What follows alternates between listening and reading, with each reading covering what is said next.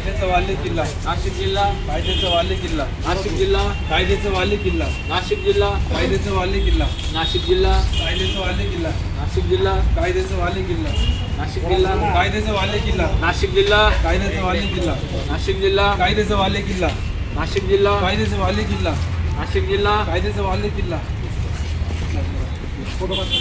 भूषणकडे गेलो. रात्रभर आमची दोन लोक तो दवाखान्यात ॲडमिट असताना तरी बेंडकुळे सर आणि आयर सर हे आमचे कंटिन्यू रात्रभर जागे होते. त्याच्यानंतर आम्ही प्रिन्सला घेऊन आम्ही सदर्भ पोलीस स्टेशनची कारवाई व मेडिकल केले. मेडिकलला पण आम्हाला 30 किलोमीटर दूर जावं लागत होतं. तर आम्हाला सदर्भ कारवाई सकाळी 4 वाजले. 4 वाजल्यानंतर परत 8 वाजता आम्ही भूषण लोंढेचे डिस्चार्ज घेतलं. त्यानंतर परत त्याची पण कारवाई तशीच मेडिकल वगैरे करून नंतर तालुका प्लेसच्या कोर्टात गेल्यानंतर आम्हाला लई प्रॉब्लेम आला. तिथून परत हिरे सरांनी आमचं फार म्हणजे त्यांचं सहकार्य इतकं मोठं म्हणजे त्यांनी तिथल्या न्यायाधीशांना पण कळवलं की नाही सर म्हणे आम्हाला फार हे. पण त्यांनी आम्हाला जिल्ह्याच्या कोर्टात पाठवलं. जिल्ह्याचा कोर्ट तिथून परत 35 किलोमीटर होतं. ते 35 किलोमीटर पास करून दोघी आरोपी सोबत घेऊन आम्ही संध्याकाळी 6-6:30ला आम्ही महाराजगंज म्हणून तिथून निघालो. तिथून आम्ही जिथं आमच्या बॅगा ठेवल्या होत्या तिथं आलो. परत तिथून साधारणतः अर्धा तास बॅगा घेऊन आम्ही लगेच मोमेंट केली. आमचे 3 लोक आम्ही ट्रेननी पाठवले. ते पण रिजर्वेशन नवी होत होतं. तर आमच्या तोडकर सरांनी फार मेहनत करून ते रिजर्वेशन केलं. आणि आम्ही सदर्भ महेश खांडबाले, मी आणि महाजन आणि हिरे सरांनी पण आमच्या 200-400 किलोमीटर गाडी चालवली. सदर्भ 1800 किलोमीटरचा प्रवास आम्ही न थांबता म्हणजे जिथं चहा लागला तिथं चहा घ्यायचा, जिथं थोडा वेट म्हणजे डोळे साफ वगैरे करायचे तेवढंच गाडीतच झोपायचो. गाडीतच इश्यू करून आम्ही काल संध्याकाळी 9:30ला इथं पोचलो आहे. तर सदर्भ कामगिरीत आमचे तोडकर सर, हिरे सर आणि आमची टीम आणि वरिष्ठांच्या मार्गदर्शनाखाली ही कामगिरी झाली आहे.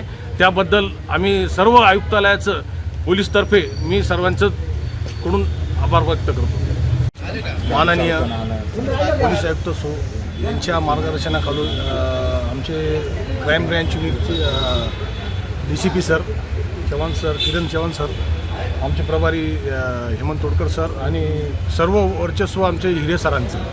आमच्या हिरे सरांनी पूर्ण टीमला आपलं म्हणून घेऊन गेले. त्याच्यात मी चालक म्हणून होतो. चालक असताना पूर्ण आम्ही गाडीतच जेवण करायचो, गाडीतच राहायचो आणि कुठल्या तरी हॉटेलला आम्ही रस्त्यातच विधी वगैरे करून घ्यायचो आणि दात वगैरे तिथं घासून चहा वगैरे तिथं प्यायचो. त्याच्यात नंतर आमचे आंघोळीचा जिथं टाईम भेटला तिथं आंघोळ करत होतो आम्ही 4-5 दिवसात.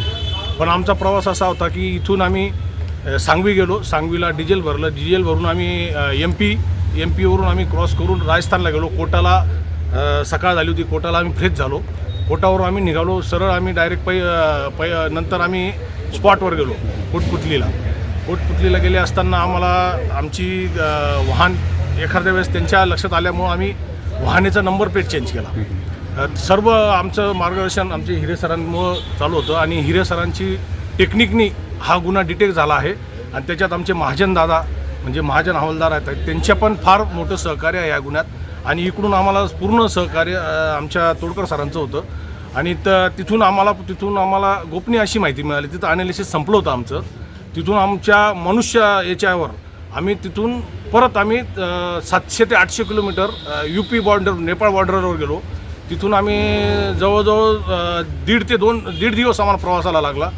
आम्ही 1-2 तास स्टे करून नंतर आम्ही रात्रीची कारवाईमध्ये आम्हाला जेव्हा निष्पन्न झालं की या दवाखान्यात आहे, इथं राहायला आहे, त्यावेळेस आम्ही स्वतः सरांच्या मार्गदर्शनाखाली आम्ही पूर्ण टीम त्या पूर्ण एरियाला घेरून घेतलं.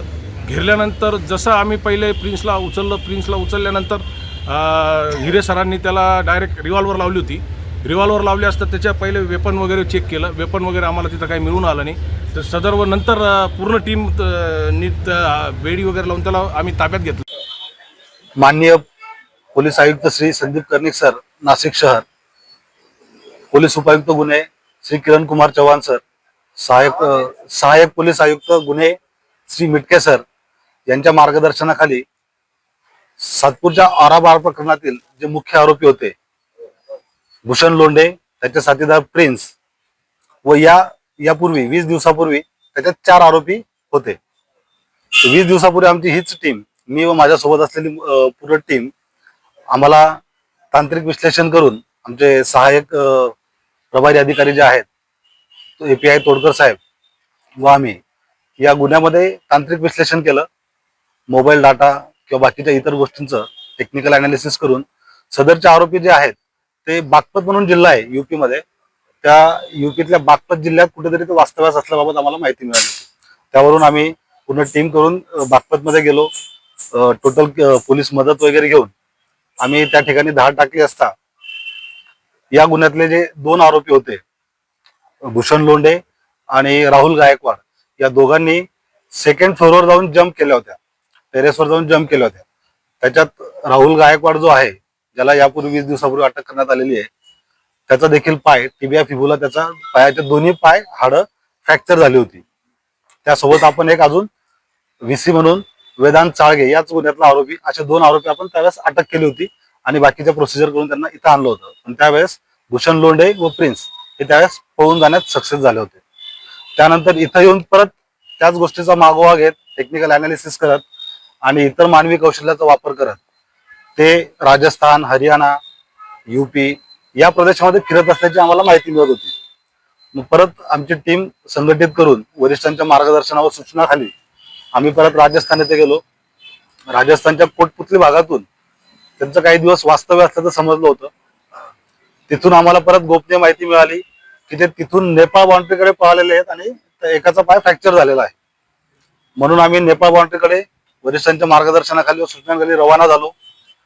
तिकडे गेल्यानंतर जशी माहिती मिळत गेली ती माहिती एक्झिक्यूट करत एका हॉस्पिटलमध्ये वेलनेस केअर सर्जिकल सेंटर नावाचं हॉस्पिटल आहे, महाराजगंज नावाचा जिल्हा आहे, त्या महाराजगंज नावातील जिल्ह्यात कोल्लोई भागामध्ये